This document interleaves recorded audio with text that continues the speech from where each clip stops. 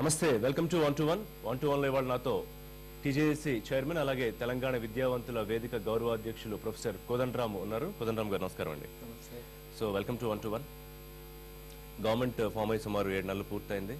So first KCR government పరిపాలనా విధానానికి సంబంధించి మీ వ్యూ ఏంటి, మీ ఒపీనియన్? మొత్తంగా అంటే ప్రభుత్వము ఏర్పడి వాళ్ళ స్థూల విధానాలన్నీ ప్రకటించిన తర్వాత జేఏసీగా కానీ ఇతరత్రా కానీ దాని గురించి మేము చాలా మాట్లాడుకున్నాం అంతర్గతంగా. ఎప్పుడు బయట ప్రకటన చేయలేదు. కానీ స్థూలంగా అనుకున్నది ఏమంటే ఒక కీలక మార్పు అయితే మేము చూస్తున్నాం.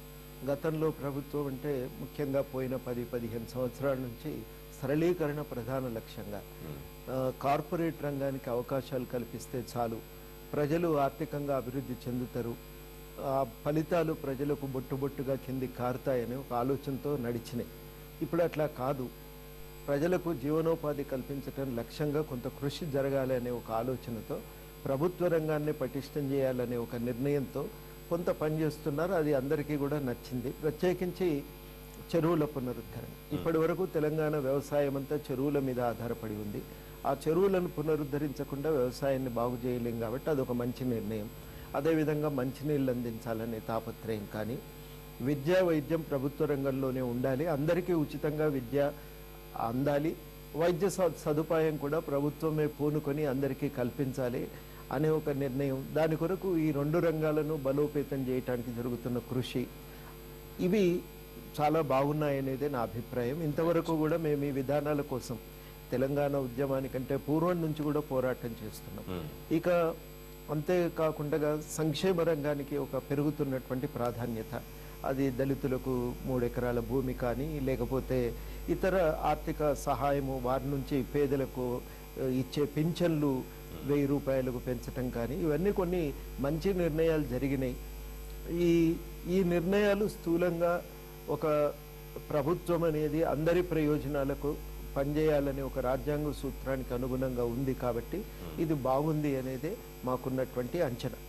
ఇంకా కొంత వ్యవసాయ రంగంలో విధాన రూపకల్పన ఇంకా పూర్తి కాలేదు.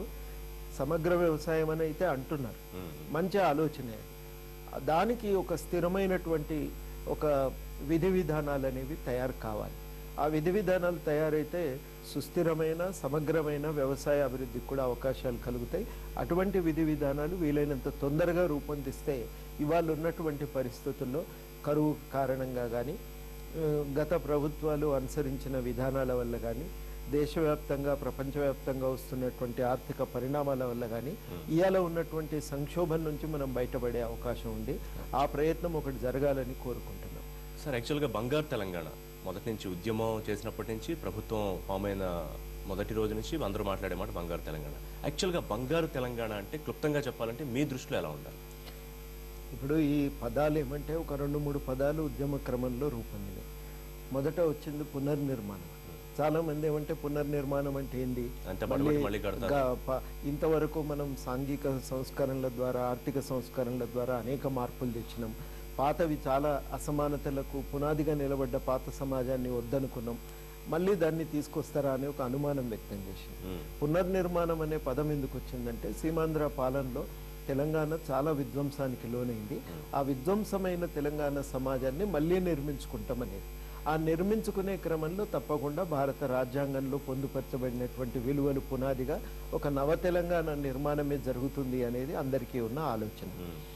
దానికి బంగారు తెలంగాణ అనే పదం ఎందుకు వచ్చిందంటే ఒక నానుడిగా, అంటే మనం ఇంకా ఇప్పటి నుంచి మనం ఇది కొత్త పదమేం కాదు, ఈ బంగారు భవిష్యత్తు అని అంటాం కదా, అట్లాగే ఒక మంచి ఉజ్వలమైనటువంటి భవిష్యత్తు.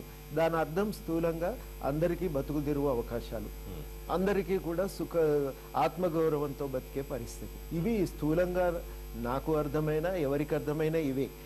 1-to-1లో షార్ట్ బ్రేక్ తీసుకుందాం. బ్రేక్ తర్వాత కోదండరామ్ గారితో మరిన్ని విషయాలు మాట్లాడదాం.